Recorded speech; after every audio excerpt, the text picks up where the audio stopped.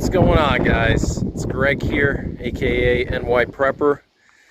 This video we're going to be doing a fuel filter service on my 2006 Chevy Silverado 2500 HD LBZ Duramax. So on these trucks you have to change the fuel filter, which is right down there, right underneath this priming bulb. And you have to change it. Typically they recommend every second oil change, or every 10 to 20,000 miles. And I just got this truck, so just to start off on a clean slate, I'm gonna change the fuel filter just so I know where I'm at with my maintenance and start off fresh from scratch. So it's a pretty simple job. It's just accessing it is difficult. So what you have to do is you have to take the wheel well liner off your passenger side wheel well. You just have a bunch of push pins and 2 bolts here, at least on mine. You can see 1 bolt there, 1 bolt there. And then the wheel well liner comes out, and then you can access the filter. Just unscrews like a oil filter. There's a water sensor at the bottom of the filter. You have to carefully unplug that and remove that from the filter, and then put your new filter in, prime the system, and that's pretty much it. So I actually went with Raycor aftermarket filter, which is a little bit higher quality. It has a higher micron filtration, and they will come with new O-rings that you have to put on the bottom here where the water sensor comes in, and on the top where you're threading this into the fuel filter head. I will be installing AirDog 165 5G lift pump soon. So before I do that, I want to just start off on a clean slate with a fresh factory filter. And now a lot of guys will actually delete the factory filter head when they install a lift pump, and I think that's a mistake, because if your lift pump ever were to fail, you're screwed. But if you still have the factory filter system, all you have to do is just make a little bypass hose and just disconnect the hose from your lift pump and reconnect it to your main line that goes to your fuel system. So I'm going to keep the factory filter system, but let's get started. I already removed the pins, and hopefully this goes smooth. All right, guys, so we removed all the push pins. We got these Christmas tree pins right there. That's just for the wiring harness on the inside, so just be careful. You just have to push this through. That just holds the wire so it's not flopping around. Just carefully push that through, and then you should get access to the filter. It's right there, as you can see. All right, guys, so here's our filter. Got a sensor right here. That's the water sensor. You just got to be careful with that. You just got to unscrew it, take the sensor off, and we're going to take this off once we have the filter out and swap that onto the new filter. So I thought I was going to need a strap wrench, but it just came out by hand, no problems. Just unscrew it, and there you go. Just got to watch out for that sensor here, make sure it doesn't get damaged. Got a bunch of fuel in here we got to dump out, and there's this rubber thing right there. Make sure that that's not stuck to the top of your fuel filter head. So what I'm going to use to take the water sensor out is just this PPE wrench. You can also use pliers, but there's a chance you could damage the plastic there. So you got to be very careful, otherwise your water sensor is going to go off. All right, guys, so here's our sensor. We're going to have to take that old O-ring off and replace it with a fresh O-ring.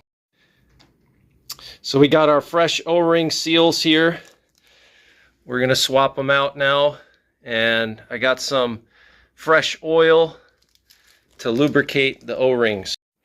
All right, guys, so we got the filter pre-filled with diesel fuel to make priming easier. And this Raycor filter takes a lot more fuel than that Wix does. We got the O-ring here lubricated in oil. I just dipped it in engine oil. Make sure you keep this sensor clean. Don't get any oil or diesel fuel on it, because when you go to plug it back in, you may get errors. But we're ready to thread it on, just hand tight. Doesn't have to be crazy. So here we go. And one last thing we're going to do is replace the plastic factory bleeder screw with a brass bleeder screw, so we're less likely to strip it.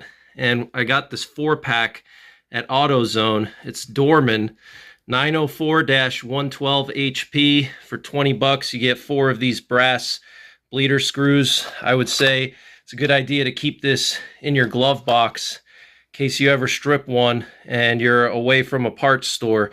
But ditch the plastic one, because the plastic one is known to strip, and get either an aluminum or these brass ones from Dorman. You get 4 for 20 bucks. So we're going to put that in now.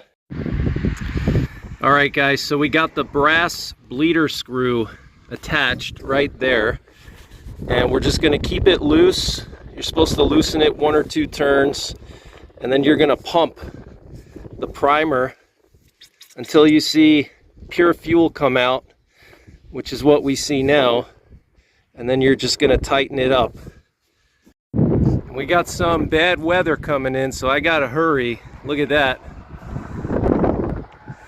So one quick thing I'm going to do while I'm in here is I just took some liquid electrical tape, and I'm just covering those bare wires that were exposed. I really hate seeing bare wires like that, especially on an old truck that's 20 years old. So I'm just running a little liquid electrical tape on those little bare wires. And same thing over here, we got some bare wires there. I'm just going to cover that with liquid electrical tape, but we should be good to go to start it up now. The priming bulb is firm, so we know that it's fully primed, and we'll be ready to start up. And when we start up, we're going to cross our fingers and make sure there's no leaks. We're going to look for any leaks coming from the sensor and from the filter head up there. All right, guys, so first startup.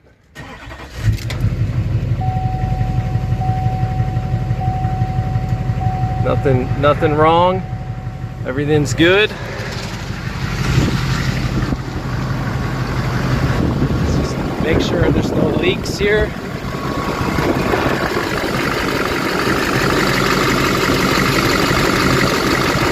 No leaks. Everything's good.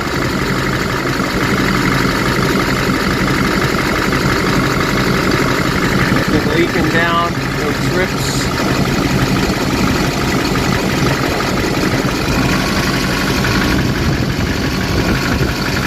Trip there from the petcock. A little bit of a leak there, I don't know.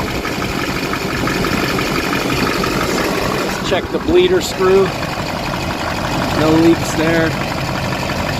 Looks good.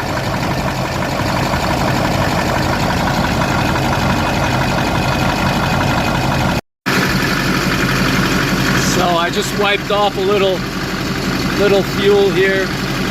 Just making sure it's not leaking at all. Just gonna watch it a couple minutes, make sure it's not leaking. I mean, I tightened it pretty tight.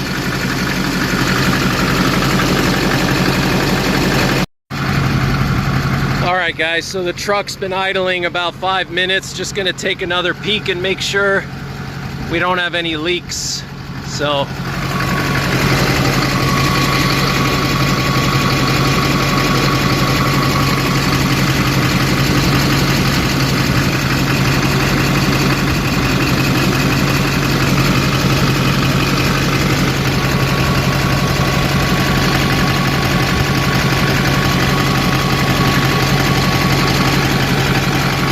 I think we're ready to reinstall the wheel well cover, wheel well liner. One thing I highly recommend you guys get yourself 1 or 2 of these kits from Harbor Freight. just general purpose pins, push pins, you're gonna find these to be very useful when you're working on your truck. You know, it's so easy to break one of these pins when you're taking them out. It's almost guaranteed that you're gonna break them. So get you at least one of these kits. They're not expensive. So we're gonna reinstall everything now. The wheel well liner.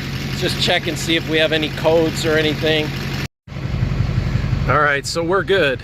We don't have anything unusual happening here. Got our edge monitor there. All the numbers look normal. No water and fuel light or anything like that, so we know our sensor's working good. All right, guys, so this may seem excessive, but I actually went ahead and coated the whole wire with this liquid electrical tape.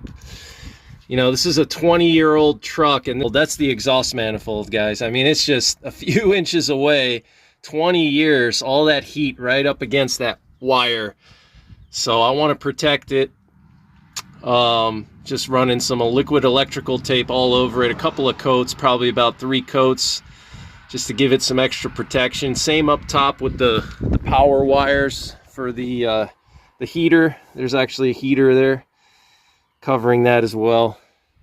And I went through this whole engine bay and covered up a lot of the exposed wires with electrical tape. It's something liquid electrical tape and regular electrical tape. It's something I've been doing every time I work on the truck. I see a exposed wire, I try to just coat it just for longevity purposes.